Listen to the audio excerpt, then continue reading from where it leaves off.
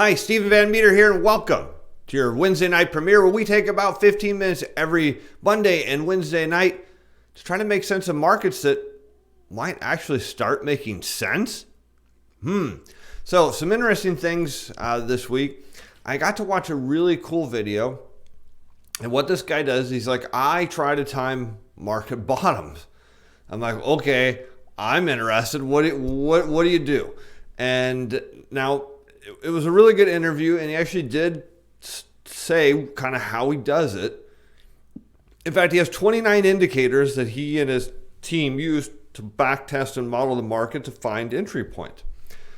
And during the interview, he suggested several times to the person who was handling the interview that, let me share with you my different indicators.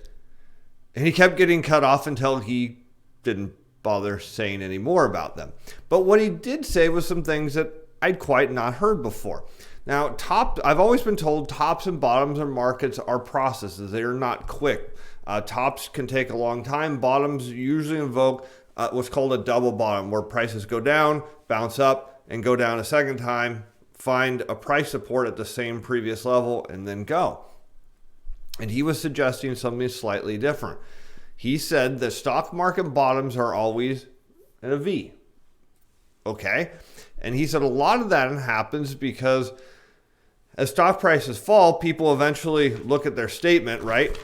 Panic and start pushing the sell button all at the same time. He says that's why you don't see V-shaped tops in stocks, because people never think about selling when things are high. They think about selling when things are low at the bottom. Now, he said commodities, say gold, always have V-shaped tops. They never have V-shaped bottoms. And he said the reason that is because when you understand that commodities are largely traded in futures contracts, he says what you have is for every long you have a short. Well, he says when commodities go up, people that are long start to get nervous because for every long, there has to be an equal short. So longs are rising, shorts are building up. And the fear that the longs have is they're going to lose all of their profit. So they start buying shorts real high to protect. And the next thing you know, you get a big reversal. He says, so you always see commodities in a V-shaped top. But he did happen to tell me what his number one indicator was. He says it's 5-day trading volume, and I'm going to show you how that works. And we're going to spend most of our time kind of just in the charts today because I don't have a whole lot of other things to look at. The content of this video is provided as educational information only. It's not intended to provide investment or other advice. It is not to be construed as recognition or solicitation by selling security, financial instrument, or to participate in any particular trading strategy. This video was prepared by Steven Van Metre on personal capacity and express video of that amount do not reflect the view of Alice Financial Advisors Inc. or Steven Van Metre Financial. Not to mention there's some interesting stuff in the charts that is worth taking a look at. All right, to start out, I meant to look at this Monday, but I forgot. The NASDAQ McClellan Summation Index, it did get back over zero, and despite markets being rather high again, this is not. Again, it's saying that there's still a clog in the plumbing, and is starting to look like that today in the market. So this looks like it's peaking out. We'll be interested if it starts to roll over and head down. That will be very, very interesting because it suggests that stock prices are headed lower. All right, so let's go. Let me get that out of the way and close this. Okay, to the charts. First one I want to look at that it caught my attention this morning was Apple. And I was scrolling through just some different stocks that I track over here. Sometimes just because they're big stocks, sometimes because clients have worked there, because maybe some other clients are buying it. And just sometimes I'm just curious because in Apple's case, it's really one of the biggest stocks that is driving the market due to the market cap structure. And when you draw a line from a peak to a peak and a trough to a trough, and you get this triangle form, well, it says that either prices could go higher or lower, but it most often means lower. Now, how do I know that? I will show you. So if we look at the Wyckoff schematics of distribution, you see this sort of triangular pattern where stocks bounce between it and eventually break lower. Not always, but the probabilities are higher that way. So let's go back and look. Oops, there we go. And here we see very clearly, there's that triangle pattern forming. And if we see Apple roll over here and head lower, it's an ominous signal that it's likely to break through this 180 price level, where it will likely intersect this purple line somewhere around there. And what does that mean for the bigger picture of Apple? Well, there's a way to measure this, but someone else actually posted this later on Twitter, so it was pretty easy, or maybe it's an email subscription I got. But anyways, their data said that this breakdown means Apple is likely headed somewhere down to where it was in 2016. So what it's saying is a lot of big players are liquidating their Apple stock, and that will lead to it falling. Now you might say, well, but Apple's buying a lot of their shares back, so that's really, really bullish. And in a sense, that is, but there's something you have to understand.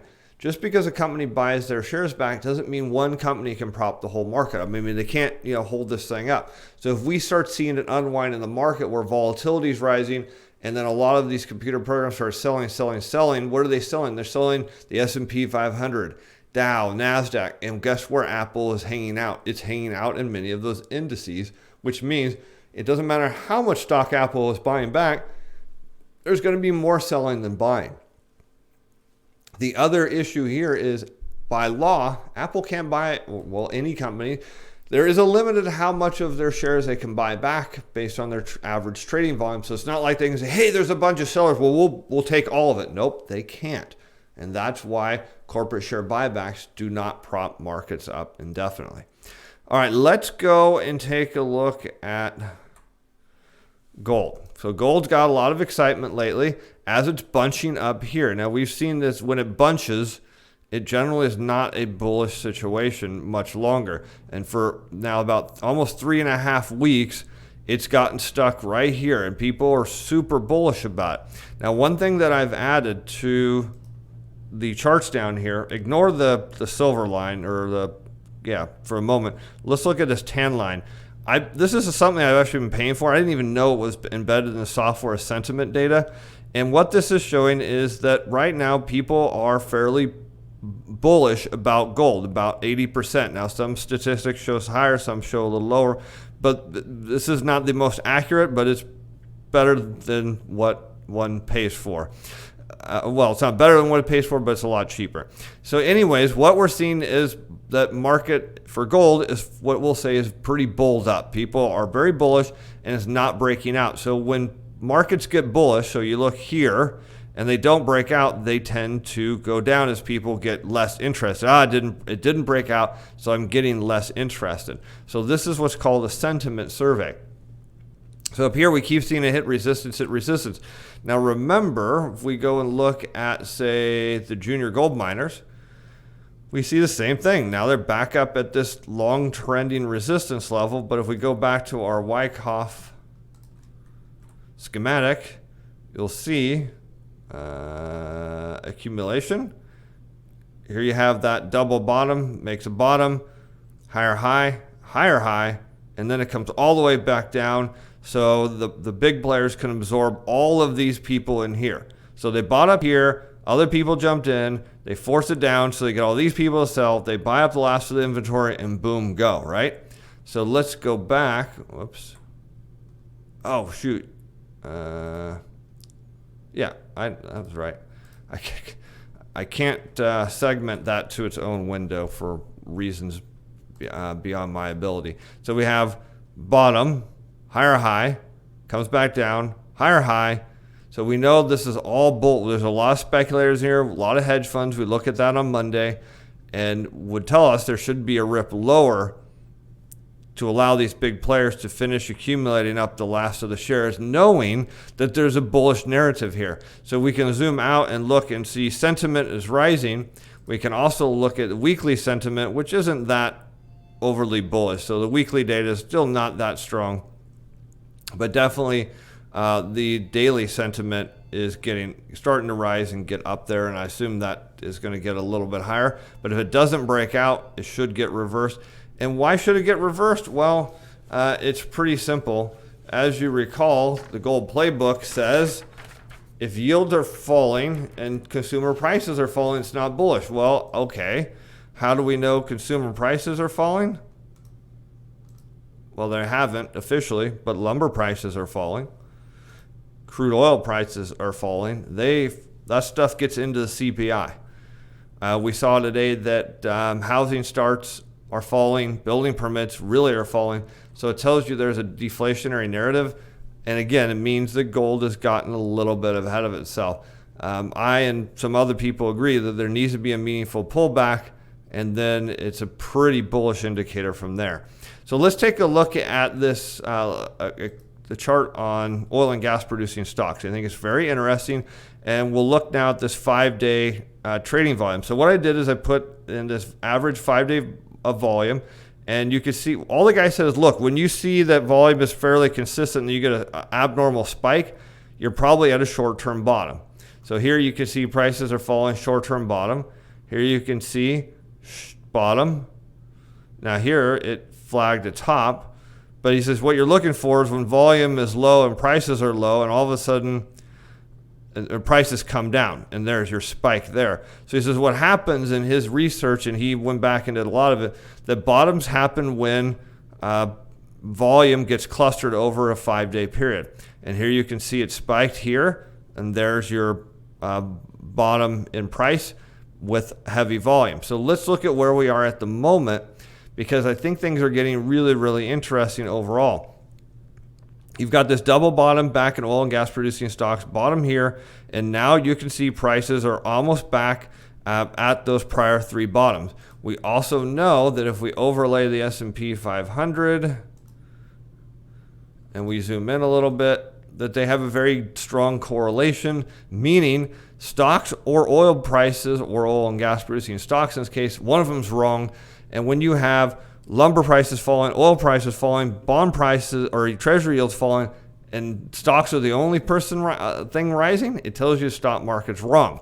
Now the question is there an opportunity here or in gold? Which one's coming first? I don't know, but it's possible it could be here first because we got a potential Fed rate cut coming at the end of the month.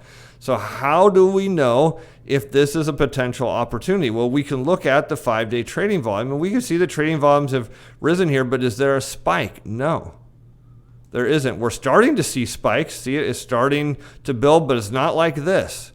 This got a lot higher. Let's go back over here. See how high this bottom here in volume got? It spiked way above those 2 purple lines. And this one's not even at it. This one here got into the first band, and the other one back in 16, it got way up here. So we're starting to see a bottom building. Now, does that tell us that we could see a potential bottom down here around this 22 price range where we saw it before? Possible, but we're starting to see signs where people are selling. So there could be a real short-term opportunity here, because if we get a 1, 2, 3, 4 bottom, you're going to see a lot of bullish narrative of people driving oil prices higher. If it breaks through here as volume rises, then again, there's always a potential opportunity. And all he says is, look, these signals are generally profitable most of the time. And he actually put some data out if you followed him. But he says, I look for 2 or 3 of these a year, and I try to find them at 10 to 20% moves. That's all I'm looking for, he said.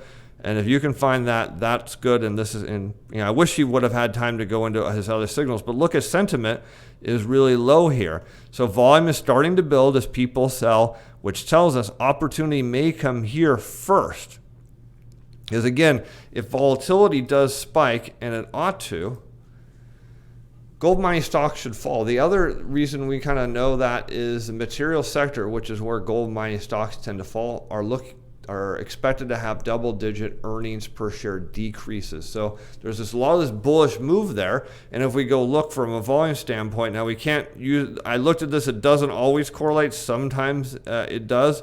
But you can see volumes here are not saying that this is a real bottom. There's nothing. I mean, it doesn't quite work the same on the large miners. You see, it kind of work. You need a really big spike to trigger this here. So it still opens up the narrative that this ought to come down, because inflation is falling, and we won't get the next inflation data right until the 30th, right before the Fed announces what we can largely expect is at least a 0.25% rate cut, probably nothing more at this point because the data doesn't justify it. So I think that's really interesting. So something's happening here. And the cool thing is we got the portfolios ready for either gold to break out. Again, don't think it's going to because the miners are front running the metal and the metal is just running into resistance. But there's something coming in this oil and gas producer stocks that could just yank the whole market down. Remember, I said liquidity is a problem. We've got bond prices about to take off and oil and gas producer stocks about to break down. It's getting interesting real quick. I'm Steve Van Metre. We'll see you Friday.